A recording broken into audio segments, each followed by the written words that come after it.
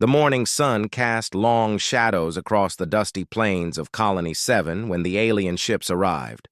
Farm worker Tom Bradley was fixing a water pump when he saw them first, silver dots growing larger against the orange sky. By the time he reached the colony's main gate, the entire settlement was buzzing with nervous energy. The ships landed with a soft humming sound that made everyone's teeth ache. They were beautiful in a terrifying way, like liquid mercury shaped into perfect teardrops. No visible engines, no exhaust, no noise except that bone-deep vibration that seemed to come from everywhere at once. 3 hours passed before anything happened.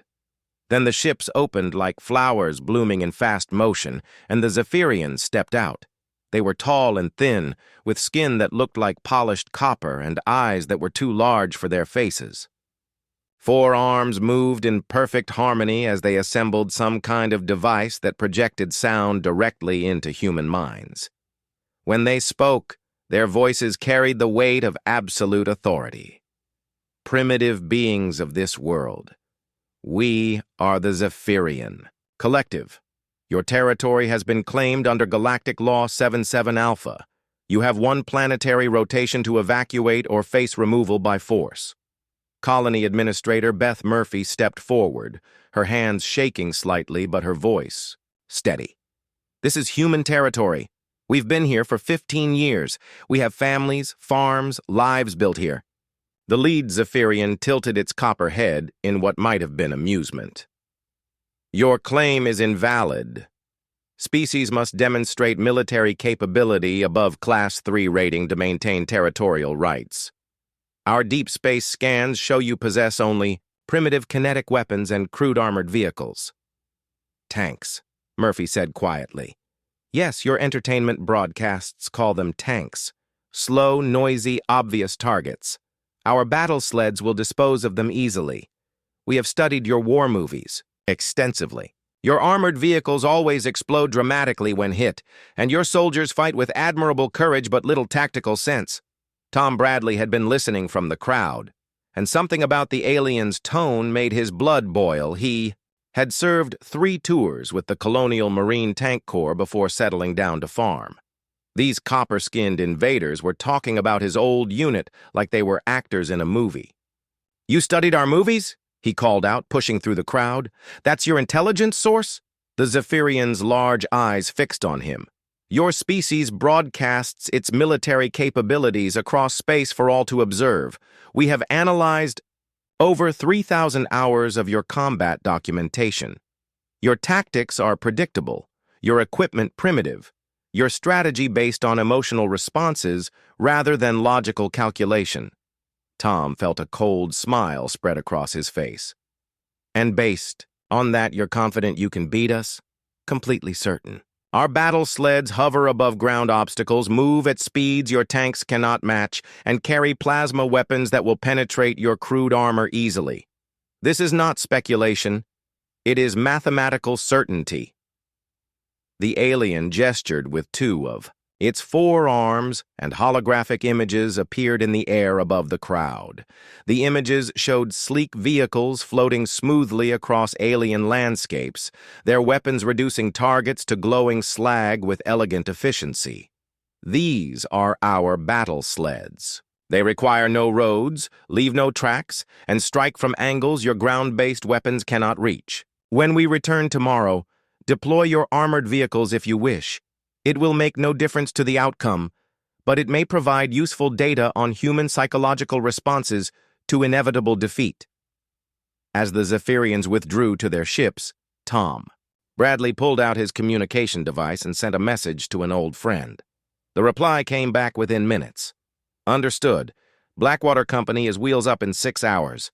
Tell them we're bringing 40 tanks and a very bad attitude.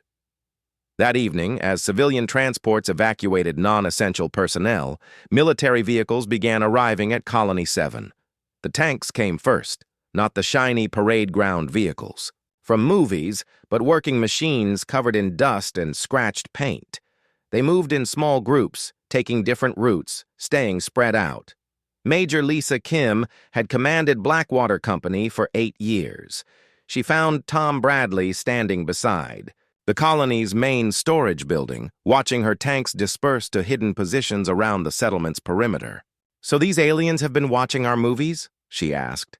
"That's what they said. 3,000 hours of combat documentation, they called it." Kim laughed, but there was no humor in it. "Combat documentation?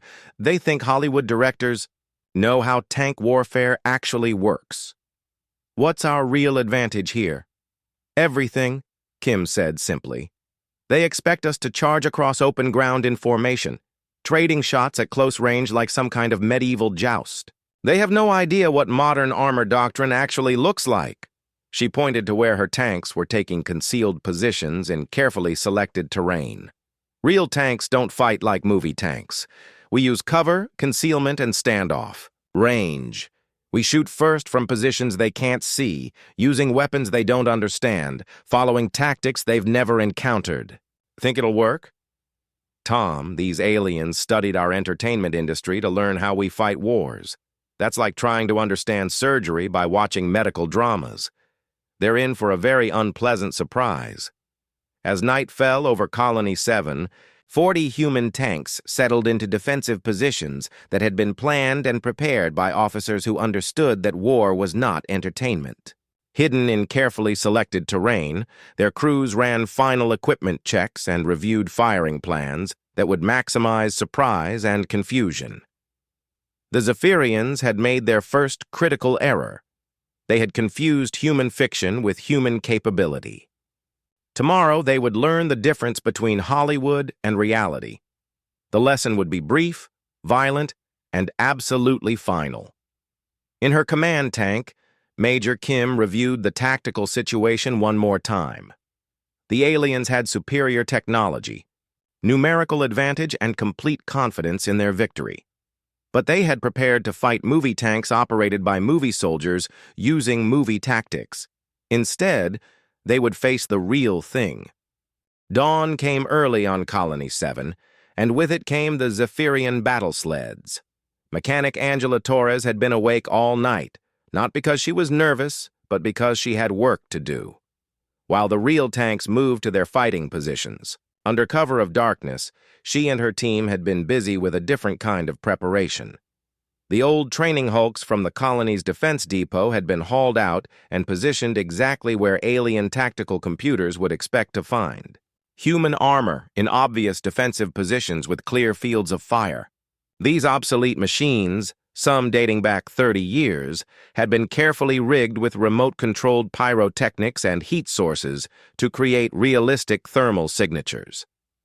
"Remote detonation systems are online," Torres reported to Major Kim, over the radio. "All decoy vehicles are transmitting proper electronic signatures. From their perspective, they're looking at a full tank company in defensive positions. 2 kilometers away, Sergeant Rodriguez crouched in the commander's hatch of his Leopard 3 main battle tank, watching the alien battle sleds approach through his thermal sight. The enemy vehicles were exactly as advertised, sleek, fast, and floating 2 meters above the ground in perfect formation. "Beautiful machines," his gunner, Corporal Davis, observed from below. "Shame we're about to wreck them." The Zephyrians approached with the confidence of absolute technological superiority. Their battle sleds moved in textbook formation, each vehicle maintaining precise spacing and mutual support patterns. It was exactly the kind of coordinated advance that would devastate an opponent using similar tactics. Unfortunately for them, human tank crews had abandoned such rigid formations decades ago after learning hard lessons in wars the Zephyrians knew nothing about. The alien fleet commander's voice echoed across the battlefield through speakers mounted on their lead vehicles. "Humans of Colony 7 observe the futility of resistance. Your crude armor will be eliminated systematically beginning now." The first wave of Zephyrian battle sleds opened fire, their plasma weapons painting brilliant streaks across the morning sky. The decoy tanks exploded with satisfying drama. Secondary. Explosions and flames shooting high into the air. Several of the hulks even lurched backward convincingly before burning, thanks to Torres' careful preparation. "Excellent," came the alien commander's broadcast. Your armored vehicles perform exactly as our analysis predicted. Observe how easily superior technology overcomes primitive resistance. From his concealed position, Rodriguez watched the enemy formation advance with growing amusement. The Zephyrians were so focused on their easy victories that they had abandoned basic tactical caution. Their battle sleds floated in perfect parade formation, each vehicle clearly silhouetted against the sky. "Range to lead target?" he asked his gunner. 4,200 meters, Davis replied. "Wind negligible. Target speed approximately 60 kilometers per hour, left to right. What's the flight time on our round?" 2.5 seconds. Rodriguez smiled grimly. The aliens had no idea they were being observed by thermal sights through the smoke of the burning decoys. Their intelligence had told them human tanks could only fight what they could see with their eyes, at ranges measured in hundreds of meters, rather than thousands. "Load sabot," he ordered. The Zephyrian battle sleds continued their advance, destroying the remaining decoy vehicles with clinical efficiency. Their formations were perfect examples of advanced military coordination for fighting other hover vehicles in open terrain. Against concealed hull-down tanks with sophisticated fire control systems, they were simply presenting 48 perfect targets. Major Kim watched the tactical display in her command vehicle, tracking both the alien advance and the positions of her real tanks. The Zephyrians had played into the deception perfectly, revealing their numbers, weapons, and most importantly, their tactical doctrine. "All stations, this is Blackwater 6, she transmitted on the encrypted command net. "Enemy formation is fully developed and committed. All units have target acquisition. Execute firing plan Alpha on my command." Across the battlefield, 40 human tank crews made final preparations. Gunners adjusted their aim points, loaders chambered armor-piercing rounds, and commanders selected priority targets. The aliens had no idea they were about to face the accumulated tactical wisdom of a species that had been perfecting armored warfare for over a century.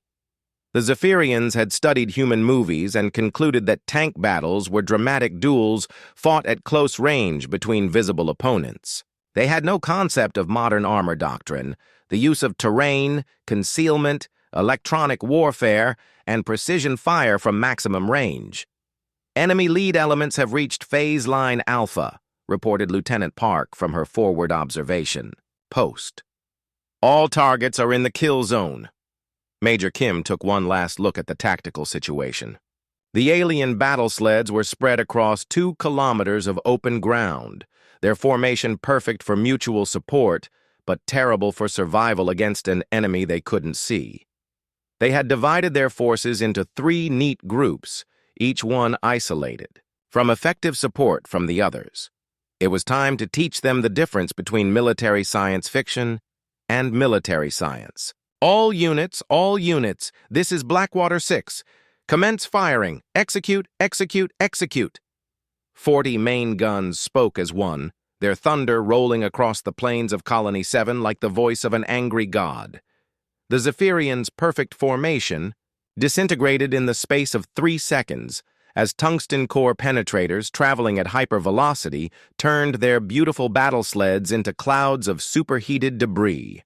The age of human tank warfare had just begun its next chapter, and the first lesson was about to be written in alien wreckage scattered across the morning landscape.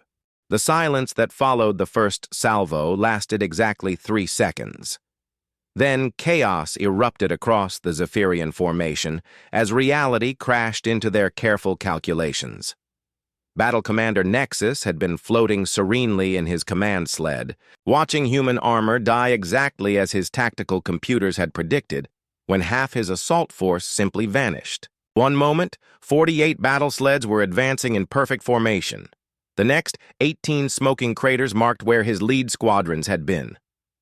"Impossible!" Nexus shrieked into his communications array.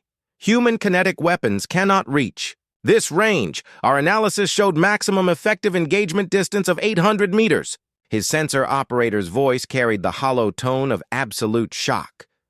Commander, I'm detecting massive kinetic energy discharges from multiple concealed positions. The projectile velocities they're exceeding our shield penetration thresholds by 300%. On the ground, Sergeant Rodriguez was already selecting his second target. His gunner had the thermal sight locked onto a Zephyrian command sled that was trying to coordinate the surviving alien forces.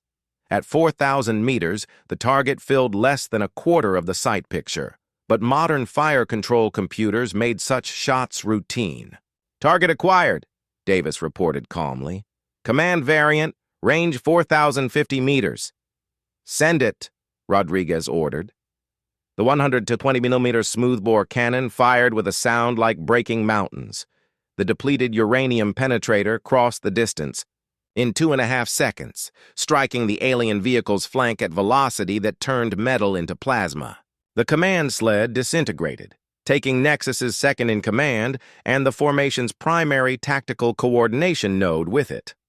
Across the battlefield, similar engagements were occurring with mechanical precision.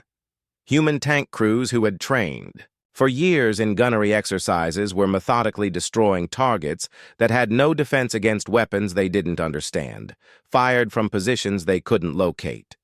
Corporal Martinez, commanding her Challenger 4 from a concealed position, behind a ridge, watched her third target attempt to flee toward the alien landing zone. The battle sled was moving at maximum speed, using terrain masking to break line of sight, employing every evasive maneuver in the Zephyrian tactical manual. It didn't matter. Martinez's fire control computer tracked the target through thermal imaging, calculated intercept angles, and adjusted for wind, temperature, and the Earth's rotation. When she fired, the round would arrive at precisely the point where the fleeing alien would be, not where it currently was. Time of flight 4 seconds, her gunner announced. The round struck the battle sled as it crested a low hill, the impact turning the graceful alien machine into an expanding ball of superheated gas. The explosion was visible from the colony's main settlement, 10 kilometers away. Battle Commander Nexus, his own command sled now damaged and listing badly, tried desperately to understand what was happening to his force. The humans weren't fighting like their movies had shown. There were no dramatic close-range duels, no visible muzzle flashes to target, no formations charging across open ground. Instead, invisible enemies were systematically destroying his battle sleds from impossible ranges with weapons that should not exist. Every time his forces tried to locate and engage the human positions, they found nothing but empty terrain and incoming fire from entirely different directions. All units! All units! Nexus broadcast on the emergency frequency. Withdraw immediately. Execute scatter pattern 7. These are not the weapons our intelligence described. But withdrawal was proving as impossible as advance. The human tanks had been positioned not just to destroy the alien formation, but to control every possible escape route. As the surviving battle sleds attempted to flee, they found themselves channeled into carefully prepared kill zones, where patient gunners waited with armor-piercing rounds already loaded. Private Williams, the youngest crew member in Blackwater Company, was operating the loader's position in Major Kim's command tank when their next target presented itself. A damaged battle sled limping toward the landing zone with its anti-gravity drive sparking and failing. "Sab it up," he called out, ramming the round into the breach with practiced efficiency. "Target acquired," announced the gunner. Major Kim watched the alien vehicle through her commander's sight, noting the way it struggled to maintain altitude.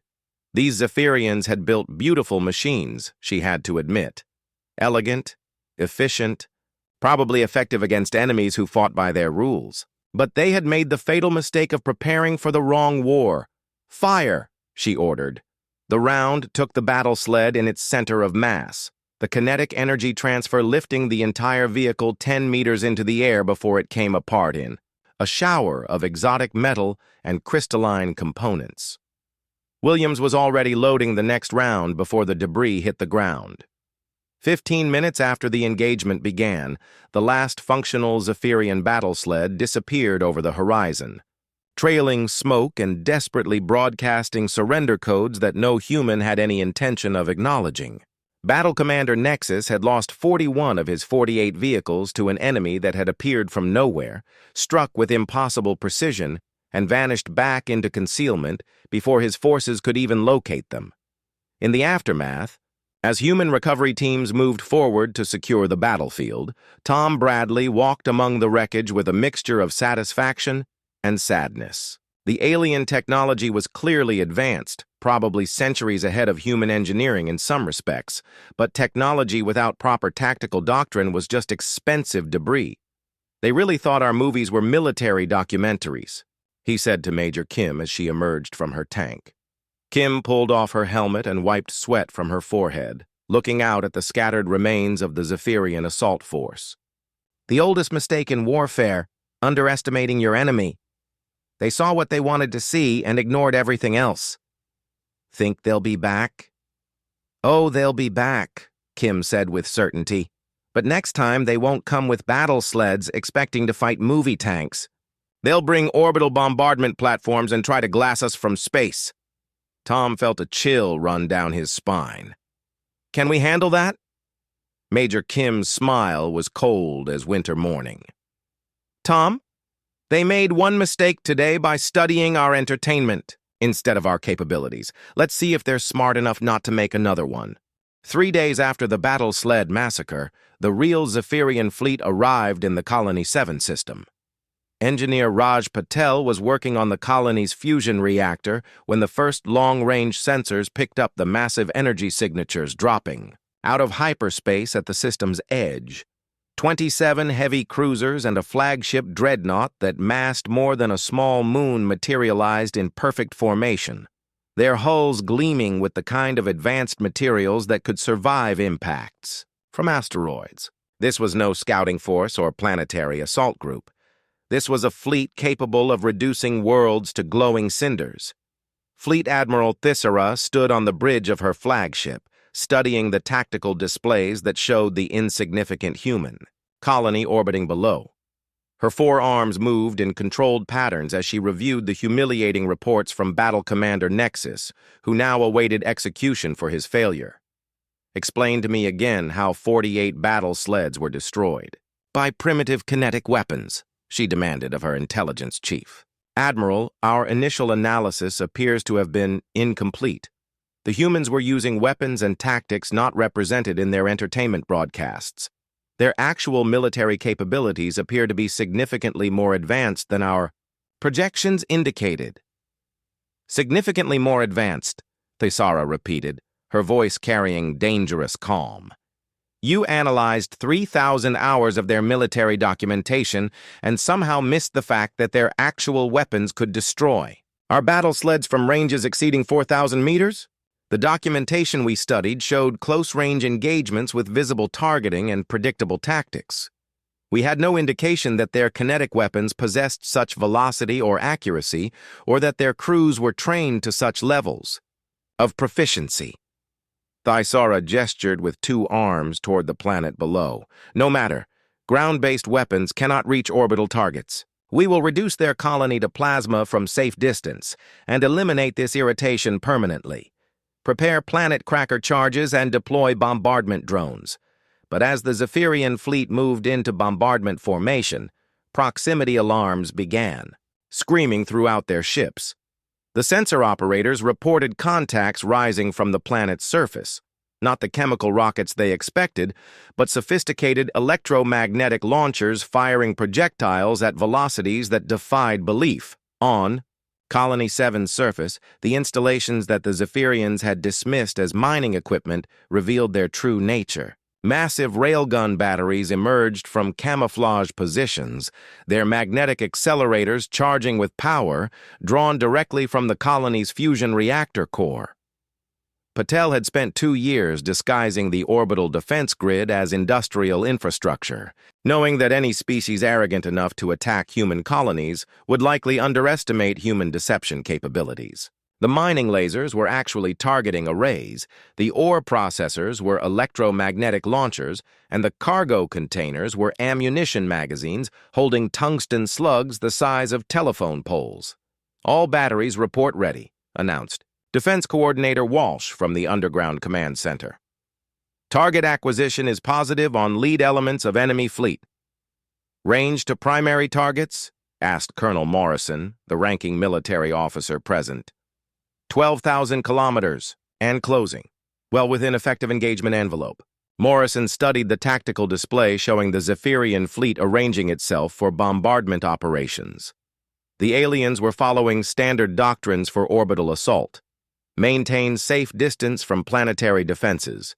Establish overlapping fields of fire, coordinate bombardment patterns to maximize surface destruction.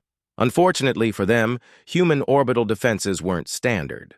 The railgun batteries hidden across Colony 7 could accelerate projectiles to significant fractions of light speed, giving them effective ranges measured in hundreds of thousands of kilometers rather than the few thousand the aliens expected.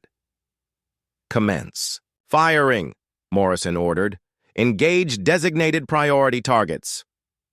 24 railgun batteries fired simultaneously, hurling tungsten penetrators into space at velocities that turned them into relativistic weapons. The projectiles crossed the distance to the Zephyrian fleet in seconds, striking with kinetic energy equivalent to nuclear weapons. Fleet Admiral Thyssara watched in stunned disbelief as 3 of her heavy cruisers simply vanished, vaporized, by impacts that her deflector screens couldn't even detect, much less stop. The remaining ships scattered in panic as more projectiles streaked up from the planet's surface, each one carrying enough kinetic energy to crack a ship's hull like an eggshell.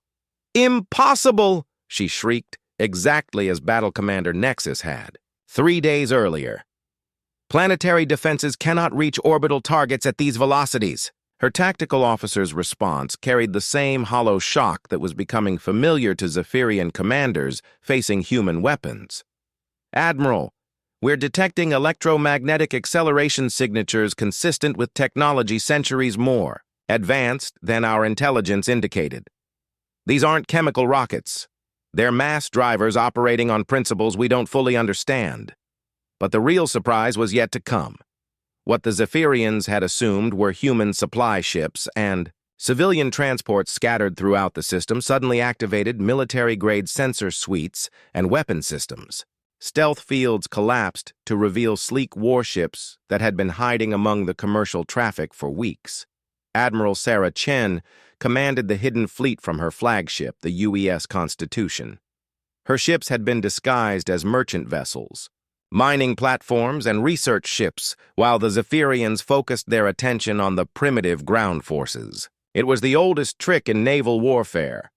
Hide your real strength while the enemy fixates on obvious targets. "All ships, drop masquerade protocol," Chen ordered. "Launch all fighters and engage at will." 37 human warships revealed themselves, simultaneously their hulls reconfiguring from civilian profiles to combat configurations. What had appeared to be cargo bays opened to reveal missile tubes, sensor dishes deployed from concealed compartments, and armor plating slid into position over vital systems.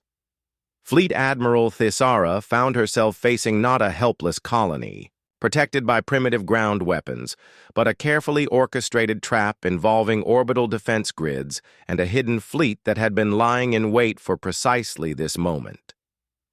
"They were expecting us," she whispered, the truth finally penetrating her disbelief. "This entire engagement was planned." Her communication officer's voice was barely controlled. "Admiral, we're receiving a transmission from the human fleet commander." Admiral Chen's voice filled the Zephyrian flagship's bridge, carrying the calm confidence of someone who held all. "The tactical advantages. Zephyrian fleet, this is Admiral Chen of the Human Colonial Defense Force. You are surrounded, outgunned, and completely outmatched. Surrender immediately or be destroyed." Thyssara looked at her tactical displays, showing her fleet caught between the orbital railgun batteries below and the human warships closing from all directions. In 30 years of military service, she had never faced an enemy that could coordinate deception on this scale while maintaining such devastating firepower. "How?" she asked the empty air. How did they hide so much capability? The answer, of course, was the same one that had doomed Battle Commander Nexus. The Zephyrians had studied human entertainment and assumed they understood human military capabilities.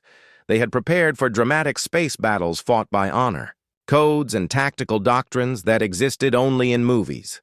Instead, they faced the reality of human warfare, deception, coordination, and the willingness to let enemies believe they understood the situation right up until the moment it was too late to matter. The battle for Colony 7 lasted exactly 47 minutes from first shot to final surrender. Communications Officer Janet Price recorded every transmission, every tactical exchange, and every moment of dawning realization as the Zephyrian Collective learned what human warfare actually looked like. Fleet Admiral Thisara's flagship, the Eternal Dominance, limped through space with its port engines dark and its hull venting atmosphere from 17 separate breach points. Around her, the remains of what had been the Collective's most powerful battle fleet struggled to maintain formation, while human warships herded them like predators controlling a fleeing herd.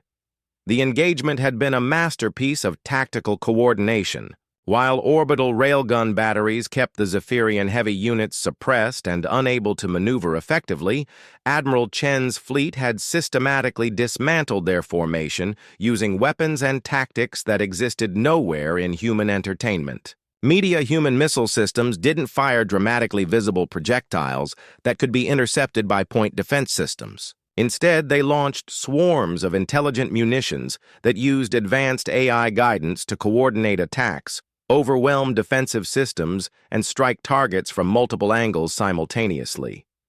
Human warships didn't engage in dramatic close range, duels with energy weapons blazing.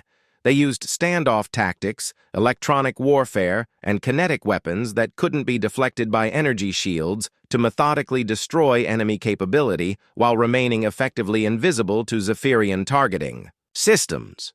Most importantly, human fleet doctrine emphasized coordination over individual heroics. Every ship, every weapon, every tactical decision was part of a larger plan designed to maximize enemy losses while minimizing human casualties. It was warfare as precise engineering rather than dramatic performance. Admiral, her communication officer announced, "The human fleet commander is requesting our formal surrender." Thisara looked at her tactical display one final time.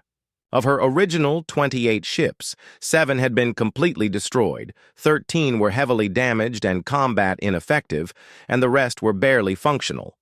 The human fleet had lost exactly 0 vessels and reported minimal damage from. "Zephyrian, return fire! Open a channel," she ordered, her voice carrying the weight of absolute defeat. Admiral Chen's image appeared on the main display, her expression professional but not unsympathetic. Behind her, the bridge of the Constitution buzzed with efficient activity as her crew continued to monitor the tactical situation.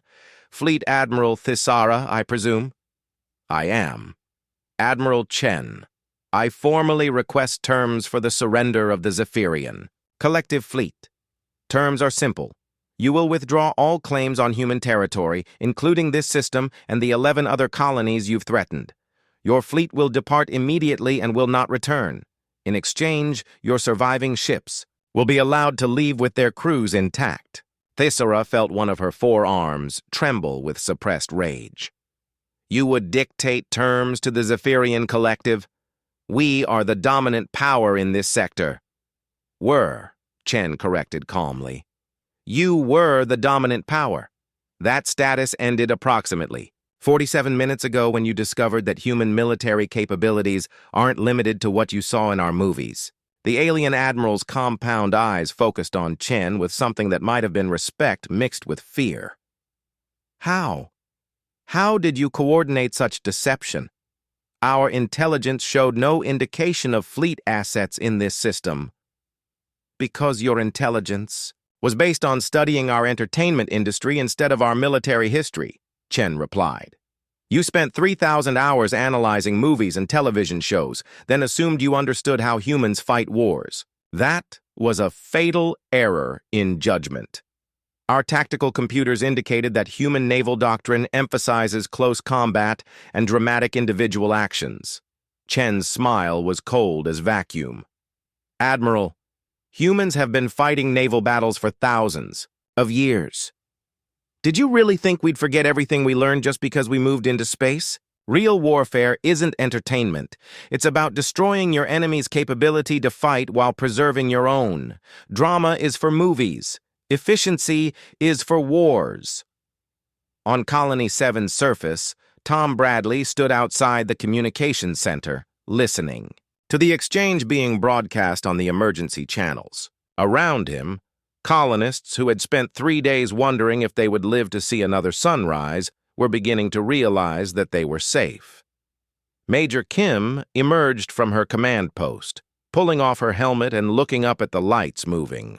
Across the night sky, human ships escorting the surviving Zephyrian vessels to the edge of the system. "Think they'll come back?" Tom asked. "Not these ones," Kim replied, "but word will spread. The galaxy is going to learn that humans aren't the easy targets they thought we were." In space, Fleet Admiral Thisara made her final transmission to the human fleet. "Admiral Chen, the Zephyrian Collective acknowledges human territorial claims and formally withdraws all demands for resource extraction rights. We may have misjudged your species' capabilities. You misjudged our deception capabilities, our coordination capabilities, and our willingness to let enemies think they understood the situation until it was too late," Chen replied. "Those are mistakes you can't afford to make twice." As the Ayu, surviving Zephyrian ships limped away toward hyperspace, carrying word of humanity's true capabilities to the wider galaxy, the colonists of Colony 7 began the process of rebuilding. But now they did so with the knowledge that Earth's children were no longer defenseless in a hostile universe. The Zephyrian Collective would spread the word to other potential aggressors. Humans were not the primitive species their entertainment suggested. They were dangerous opponents who understood that the greatest weapon in warfare was not superior technology or overwhelming force, but the ability to make enemies believe they were fighting one kind of battle while actually fighting an entirely different one. In the months that followed, as news of the Colony 7 engagement spread through galactic communication networks, other aggressive species began reconsidering their expansion plans. The humans had demonstrated something more terrifying than advanced weapons or tactical brilliance. They had shown they could coordinate massive deceptions while maintaining operational security across multiple star systems. The galaxy learned, as the Zephyrians had, that humanity's greatest strength wasn't in their technology or their courage.